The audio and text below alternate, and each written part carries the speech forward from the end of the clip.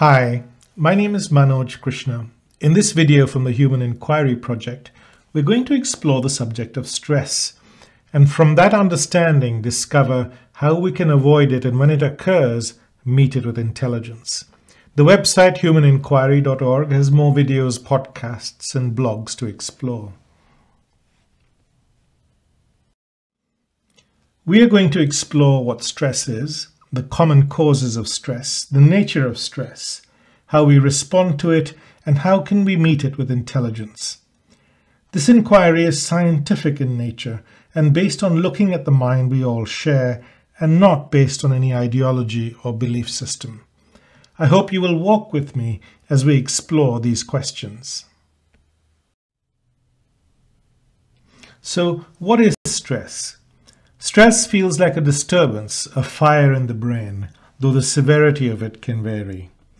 Acute stress creates the fight or flight response and the release of the hormone cortisol. It is the brain's way of protecting itself.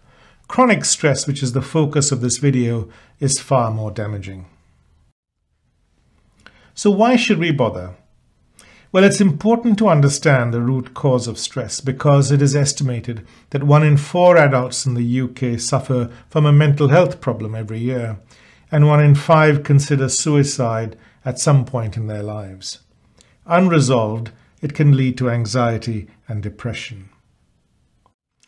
Long-term stress can also damage our health. It changes our immune system, making us more prone to disease. Shortens the caps called telomeres at the end of our DNA, can change the structure of the brain, and also results in heart disease and high blood pressure. So what do we think are the causes of stress? We're talking here of psychological stress, not a physical threat or illness. Well, we think the causes of our stress are out there, and this can make us feel helpless and the victim of circumstances. Here is an incomplete list. It includes too much work, criticism, failure, unmet expectations, exams, conflicts in relationships, money issues, loss, competition, and the behavior of others. The causes of stress can change through the course of our lives, but the feeling of it and the process behind it is the same all the way through and the same in all of us. It may come as a surprise to hear this, but the actual cause of stress may lie in our thinking and our reaction to the event rather than the event itself. Well, let me explain. After all, not everyone in this traffic jam is stressed, and if they are, not to the same extent. This suggests that stress is linked to our thinking and how we respond to a situation. This is an amazing discovery because it means we can do something about it ourselves by examining our responses and understanding how our mind works. We're going to explore 12 unconscious patterns of thinking that contribute to our stress. These function in the background, behind the screen of our awareness, and are the same in all human beings. It is so important as we explore them not to label them as good or bad, or right or wrong, or justify them, but rather just understand them clearly, like a scientist does. This understanding brings illumination and can result in change without effort. When a car has a problem, we look under the hood, understand how the engine works, and that allows us to find and sort the problem out. Similarly, to solve the problem of stress, we need to look under the bonnet and understand how our mind works. We can then quickly spot the problem and fix it. All of us share the same engine, and our minds function in similar ways, so we can examine it together. Our past influences or our conditioning plays an important and hidden role in our stress. Let's first understand what it is. All our influences from childhood are stored in our memory. These include the culture we grow up in, our family, our experiences, and the media. We are not aware that we are conditioned and never question it. If I read a newspaper article about immigration, a few weeks later it becomes my opinion rather than something I read. Or I may read a fashion magazine and then start thinking I want a different body shape, not realizing I've been conditioned by the article. We respond to the world from our conditioning, comparing what we see to what we know. Because our response comes from our mind, we think it's always correct, and we become attached to it and want to defend it if it's challenged. Our conditioning can affect our opinions, our beliefs, our aspirations, and our behavior. If we are not aware we are conditioned, our past influences direct the course of our life. If, on the other hand, we are aware we are conditioned, it allows our intelligence an opportunity to do so. So how does our conditioning cause stress? Well, we compare what we see or hear with what we know, and if it's very different, it creates a disturbance, which we call stress. Something out there is different to how we want it to be in here. It could be someone doing something we would do differently, or a situation being different to how we want it to be. Since we are not aware we are conditioned, or the process of comparison, all we experience is the stress, and then blame the situation for causing it. Stress can also occur if who we are is different from the idea of who we want to be. We may want to be a different body shape, or taller, or smarter, or more successful. And these ideas come from our conditioning. It may make us pretend to be someone we are not, to project an image of ourselves, and of course maintaining that image is so stressful. Understanding the process of conditioning and how it affects our life stops it acting in an unconscious way in the background. And this allows us to question and respond instead with intelligence. Our unmet expectations can cause stress.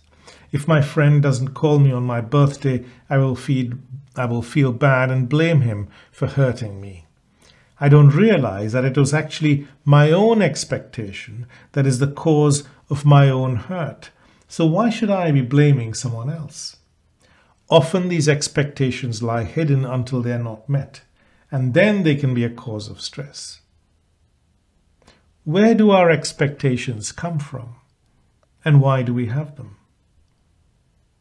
Please ask yourself that question and see what emerges. Fear, which causes worry and anxiety, is a major cause of stress. What is the process behind it? It is similar, perhaps, to being in a movie with our mind acting as a projector. Our worst thoughts about the future are seen on the screen. Because we don't see the projector, we believe what is on the screen and get frightened. Our mind, after all, has a tendency to focus on the negative and imagine the worst. And because we never question what emerges from our thinking, we believe it's true. If you look at your own life, you will see that most of our worries never come to pass. Worrying can become a habit and cause anxiety, but if we can see the hidden mechanism behind it, that unconscious habit can be broken.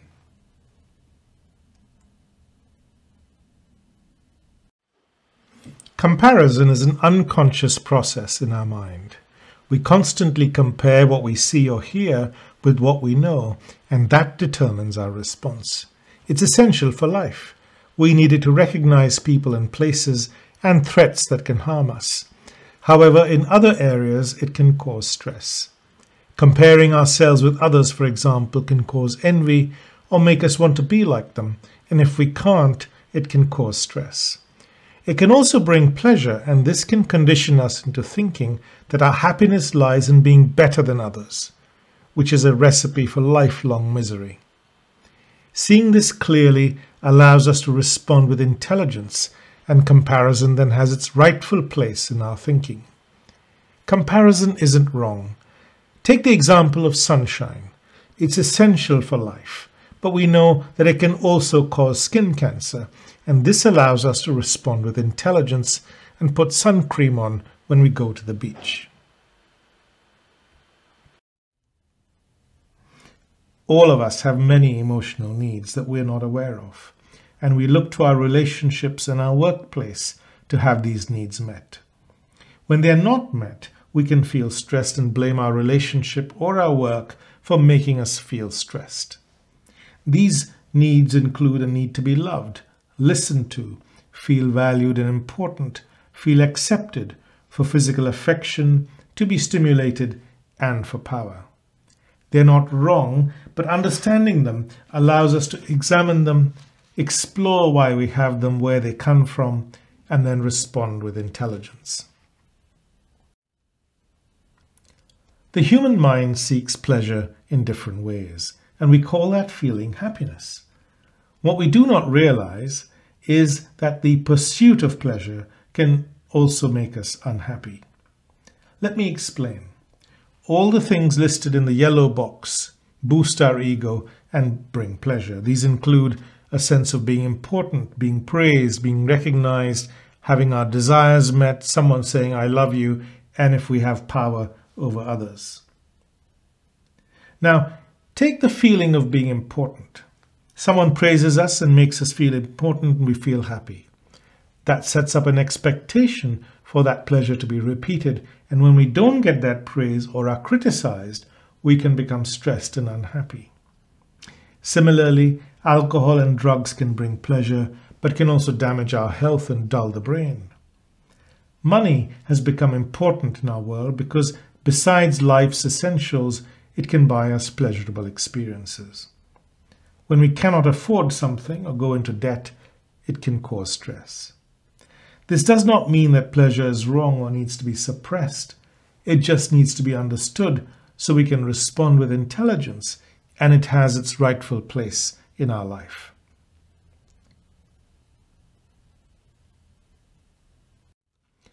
Criticism, whether real or implied, can trigger an immediate stress reaction, as if we're being physically attacked. Let us explore the role images play here. If I am a spine surgeon and you criticize my surgical skills, I'll feel really bad. But if you say I'm a terrible dancer, for example, I will probably laugh and agree with you. The difference is that I have an image of myself as a good spine surgeon, but not as a good dancer. In this way, we have many images of ourselves we are not aware of, and the first time we realize we have one is when we experience the pain of criticism. These images can bring us pleasure, which is why we cultivate them. How can we respond to criticism with intelligence? Probably by understanding that it is our own self-image that is responsible for our own pain, and asking if there may be some truth in what is being said, and if not, letting it go and moving on.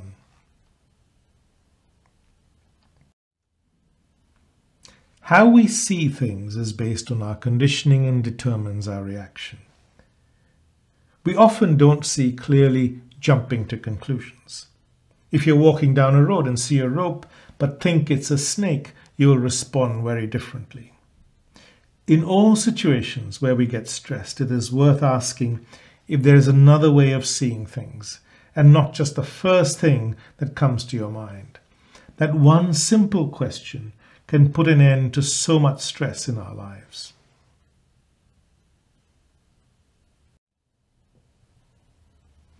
We are educated to be successful, but never taught how to meet failure, which we are all going to face no matter what we do.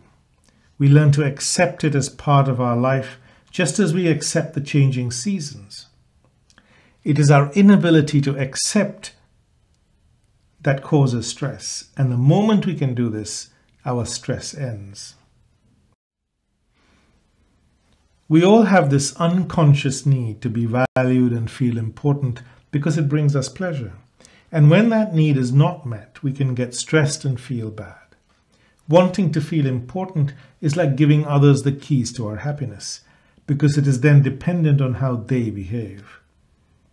We could ask, Why do we want to feel important in the first place? Why are we not content being as we are? Wanting to feel important isn't wrong, but exploring it deeply allows our intelligence to respond. One of the commonest causes of stress is conflict in our relationships. The reasons are many. Do see the separate video on relationships which explores this in more detail. Each of us is attached to our own point of view, which comes from our conditioning. We regard that as the only way to see things and try to convince the other person to accept it or do what we want them to do. The process is the same in both the people involved. Seeing this clearly allows intelligence to operate, which can end the conflict immediately. Why do we get stressed or hurt when we lose something we value? We get attached to people, ideas, beliefs, and objects that meet our emotional needs, and their loss creates stress and emotional pain. This does not mean that we can pursue the ideal of non-attachment. That does not work either. Instead, just being aware of the whole process brings about its own intelligent action. Acceptance ends stress.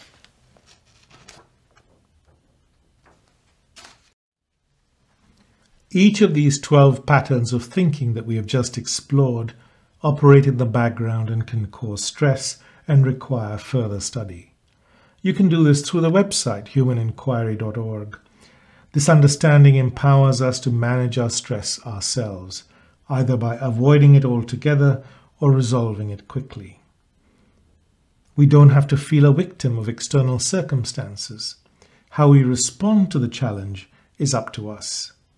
It also helps us to understand others because the same patterns of thinking operate in them as well.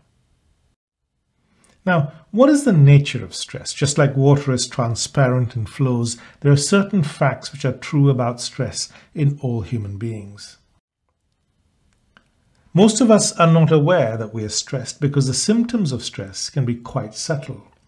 We may experience physical symptoms like aches and pains, tummy pain or low energy, or it may affect our behavior, disrupting our sleep, making us take alcohol or drugs or overeating.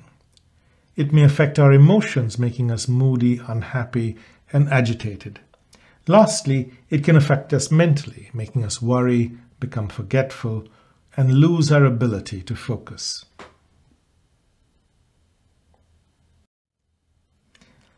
Stress makes us lose our ability to think clearly because it causes a disturbance in our brain. This can make us do things we may later regret, or not do things that are important at that time. Stress makes us zoom into the problem and lose perspective. All our attention is focused there. It's like a pinprick in our fingertip. All our attention is drawn to that pain, and for that moment, everything else gets shut out and we lose perspective. We forget that it is only the tip of our finger that is affected and the rest of our body is okay. We automatically think the cause of our stress is out there and we blame others or a situation for our stress. It is therefore worth taking a step back and asking if the real cause of our stress lies within us and not outside. Our instinct makes us want to escape from stress just as we would want to escape from a fire, and we can do that in a number of ways as we will explore later in this presentation. The extent of our reaction to a stressful event depends mainly on how we are feeling at the time and not as much on the trigger. If people are feeling upset because of other problems in their life, then the smallest trigger can elicit a huge reaction, much to everyone's surprise. The same patterns of stress caused by the same triggers keep repeating themselves in our lives because the underlying root cause is not understood. If you get stressed by a traffic jam, that will continue for years, and for others it might be something else entirely. So how do human beings respond to stress? These patterns of response are similar with some variation in all of us. The first thing we try to do is change the thing that caused our stress. It's quite easy if it's a flat tire in a car, but much more difficult if it's the opinion or behavior of another person, and that can result in conflict. Perhaps we need to remind ourselves that just because it is different to how we would think or behave does not mean it is wrong and needs changing. We automatically try and escape from our stress, and we do that through alcohol, drugs, new experiences or relationships, shopping or smoking. The escape route can end up causing more problems than the stressful event we were escaping from. We can blame others and get really angry if we feel they are responsible for our stress. For example, if someone you love leaves you. Behind all our anger is a feeling of being hurt, and the cause of that, as we have seen, lies in our own thinking. In this case, our emotional attachment to the person. We can respond to stress by getting depressed or anxious. Depression may be our way of wanting to escape from the situation and not being able to accept it or face up to it. Our anxiety is caused by a fear of the problem recurring again, and of course the consequences of that when it happens. Sadly, at its extreme, stress can also lead to suicide, because if people zoom into the problem, it becomes their entire world, and they cannot think of a way to solve the problem or face it. Approximately 1 million people every year take their own lives, and 20 million attempt to do so. The majority of these people, surprisingly, do not have a history of a long-term mental illness. Understanding the many causes of stress and how to avoid them and meet them is like learning to swim, so when the challenge comes, we do not drown. So having understood the different causes of stress and how we normally respond, how can we instead respond with intelligence? When the challenge does come, how can we meet it without getting stressed? The main thing to realize is that we cannot control external events or how others behave, but only how we respond, so let's focus on that.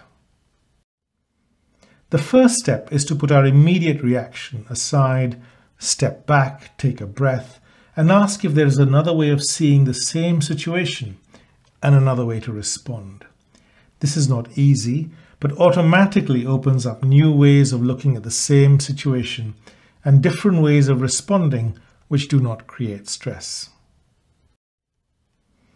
The second step is to zoom out and put the problem in perspective. It is not the end of the world. Many good things in our life may be unaffected, like our health. What are the things that we still have to be grateful for? It's worth asking that question and making a list. As soon as we accept a person or a situation completely, the stress dissolves. If something cannot be changed, acceptance brings energy to deal with what needs to be done next. If something can be changed, acceptance brings the energy that makes that change possible. It does not matter what the problem is. A complete acceptance of it brings an immediate end to stress. If you can, do resist the temptation to escape from the stress, because those escapes bring their own problems, as we have discussed. Instead, if we can face the situation completely and ask if there is another way to respond and understand the roots of that in our thinking, we can be free of stress. If one can meet the feeling of being stressed by being still with it, not responding with language but understanding it deeply, you will find it fades away. Allow the feeling of stress to wash over you like a wave. Just be still with it. Try it and see. After the initial shock, it's important to quickly regain our ability to think clearly, because we know stress can limit our ability to do so. We can do this by asking if there are other ways of seeing the same situation, other ways of responding and accepting the situation completely. Our mind has a tendency to imagine the worst, and if we can see that, it can stop immediately. It is also worth asking if there is a more generous and positive way of seeing the same situation, because there almost always is. We discussed the 12 hidden patterns of thinking that can result in stress. Understanding ourselves and how our minds work is therefore an important way of understanding and managing our stress. This requires passion and commitment, just like learning a musical instrument. This understanding brings change without effort, and that's the most amazing thing about this process. Since we know the majority of the causes of stress have their roots in the way our mind works and in our thinking, we can take responsibility for the feeling and avoid blaming others for it. Taking responsibility empowers us to do something about our own stress ourselves and end it right there, rather than waiting for external situations to change or for people to change the way they behave. There are other things we can do which are known to reduce stress. These include yoga, breathing exercises, aerobic fitness, meditation, having deep and meaningful relationships, and of course getting professional help if needed. This video is part of the non-profit Human Enquiry project. To find out more about all the ideas we have explored here, please visit our website humanenquiry.org or read the book Understanding Me, Understanding You, An Inquiry into Being Human. It presents a simple roadmap to help you understand yourself and how your mind works. This book and project is not based on any ideology or belief system, but an exploration of how our shared mind works. You can also follow the project on social media at Human Enquiry. As I've said before, this understanding brings its own intelligence, and change can occur without effort. You know, all the knowledge we acquire through our education fades with time. But emotional intelligence and wisdom, which come when we understand ourselves, lasts a lifetime and can be really important in avoiding and managing stress. Many of the ideas presented in this video may seem new and therefore strange, but do explore them at your leisure. They have the potential of transforming your life. Thank you.